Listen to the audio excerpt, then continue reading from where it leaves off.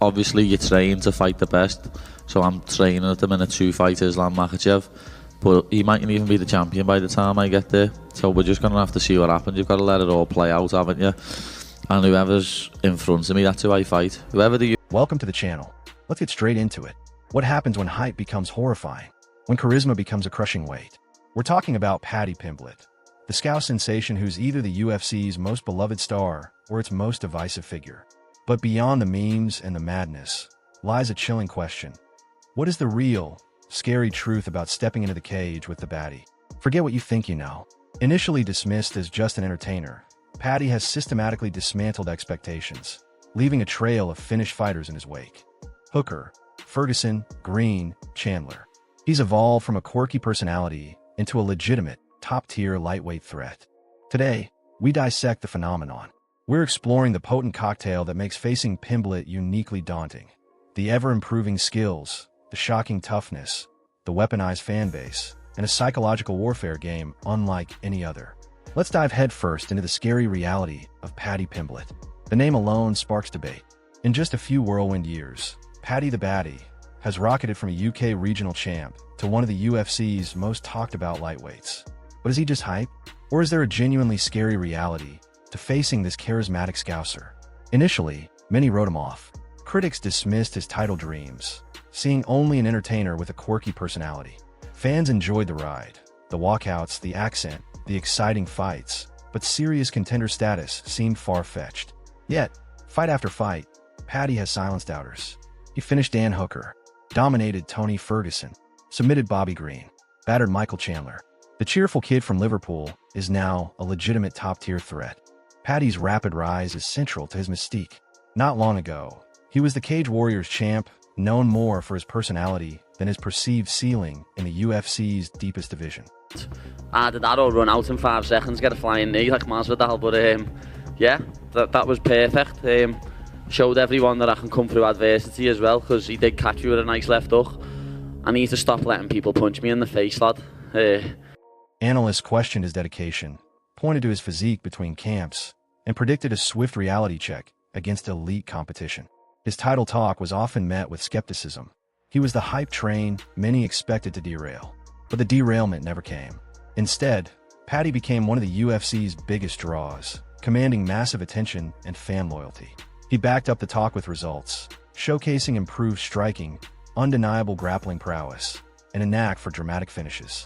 He forced the narrative to shift, from entertaining prospect to feared, ranked contender knocking on the door of the top 10. This rapid evolution itself is scary. Underestimating him based on outdated perceptions is a dangerous game. What fuels this phenomenon? Undeniable charisma and a powerful connection with fans. Paddy is authentically himself, the proud Scouser, witty, unfiltered, relatable. He dances to the cage, interacts constantly online, and speaks his mind. He jokes about post-fight binges, making him feel less like a distant athlete and more like a mate. This authenticity has built an incredibly loyal, almost tribal following. This connection isn't just background noise, it's an active force on fight night. When Paddy walks out, the roar is deafening, especially in the UK, but increasingly everywhere. Arenas transform into seas of support for the Baddy. This intense loyalty creates a unique atmosphere, leading directly to the next layer of the challenge, the psychological pressure cooker. Most fighters use trash talk for mind games. Paddy's psychological warfare is different. It's largely outsourced to his adoring fans. Imagine stepping into that cage. The entire arena feels hostile. Every Pimblett success is met with thunderous cheers. It's not just fighting one man. It's fighting the weight of thousands willing you to fail. Let's call it the Paddy effect. It goes beyond typical home crowd advantage. It's partisan, intense, and personal.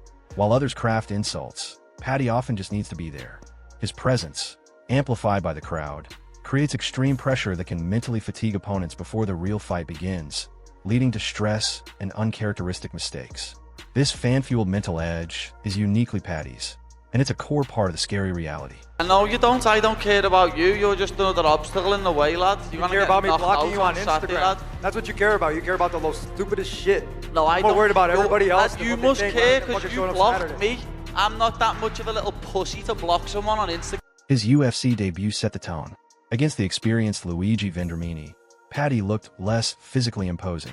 Vendramini landed early shots, but Paddy weathered it, then unleashed a vicious flurry, scoring a brutal knockout in under a round. It was a statement. The personality was backed by serious finishing power. Underestimate him, and you get starched. Fight number 2, against Rodrigo Vargas in London, showed another dimension: resilience and grappling. Vargas rocked Paddy badly early on. The hype train was wobbling, but Paddy didn't fold. He recovered, secured a clean hip toss, and transitioned smoothly on the ground. He locked in a rear naked choke, forcing the tap.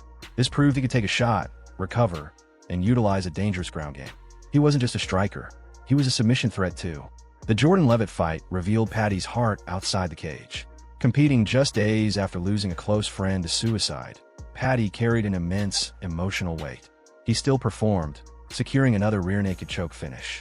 But it was his post-fight speech, a raw, tearful plea for men to discuss mental health, that truly resonated. Let's get rid of the stigma, and men start talking. It transformed him from just a popular fighter into an influential voice, deepening his fan connection and making him an even more complex figure for opponents to face psychologically. The Paddy effect was arguably on full display against Jared Gordon. Though the fight decision was controversial, the atmosphere was undeniable. Every Paddy strike, significant or not, drew massive crowd reactions, while Gordon's successes were met with relative quiet. The constant partisan noise seemed to weigh on Gordon, illustrating how the environment itself becomes an opponent when facing Pimblett. You're battling the man and the mob. To silence critics questioning his level of competition, Paddy needed a name. He got one. Whatever, you sausage. Your own country doesn't even like you, dude. Lad, just because everyone likes you here, lad, it's going to be funny when you're on the floor asleep on Saturday night. I don't even care about you, dude. I know you don't. I don't care about you. You're just another obstacle in the way, lad. You care about me blocking you on Instagram. Saturday, lad. That's what you care about. You care about the most stupidest shit. No, I I'm don't. not worried about. Tony Ferguson, a legend, the former boogeyman of 155, albeit faded. Could Paddy handle the awkwardness, the pressure, the legendary toughness? Many thought Ferguson might have one last dance. Paddy stayed composed. He didn't fall for Tony's chaos. He dropped Ferguson in the first with clean boxing, dominated with ground and pound. He repeatedly took Ferguson down, dishing out sustained beatings. Tony's incredible durability prevented the finish, but the dominance was absolute. Paddy dismantled a legend, proving he could handle elite veterans and implement a disciplined game plan. The threat level rose significantly. Next step, breaking into the rankings. Bobby, Paddy believes that he will knock you out on the feet. What have you made of his stand-up so far since his UFC debut? See, that guy talks a lot. And the difference is you got to back it up. He's got to back it up. He was shooting all over Tony. He was trying to sniff somebody's crotch, you know? To me... Bobby Green, a slick, durable veteran, stood in the way in Manchester. Paddy charged out, initiated a brawl, and caught Green clean, sending him down early. On the ground, Paddy was clinical, quickly locking up a tight triangle choke for the submission win in just over 3 minutes. It was fast, decisive, and earned him his first official ranking. He wasn't just beating names. He was finishing ranked contenders quickly. Uh-oh, Paddy the Baddy! Gosh damn it, I'm just excited to compete for you. Miami, I show up every single time! I'm excited. I'm here to prove there are levels to this game. All respect to Paddy the Baddy, but I don't need a jingle. I'm the real deal. Let's do this thing. The biggest test came against Michael Chandler, former Bellator champ, UFC title challenger, explosive power, elite wrestling. This was supposed to be the fight where the hype train finally crashed. Analysts heavily favored Chandler's power and experience. Paddy was the underdog, expected to be another highlight on Chandler's reel. Paddy flipped the script. He looked technically sharp, surprisingly outstriking Chandler on the feet, controlling distance, and forcing the explosive American backward.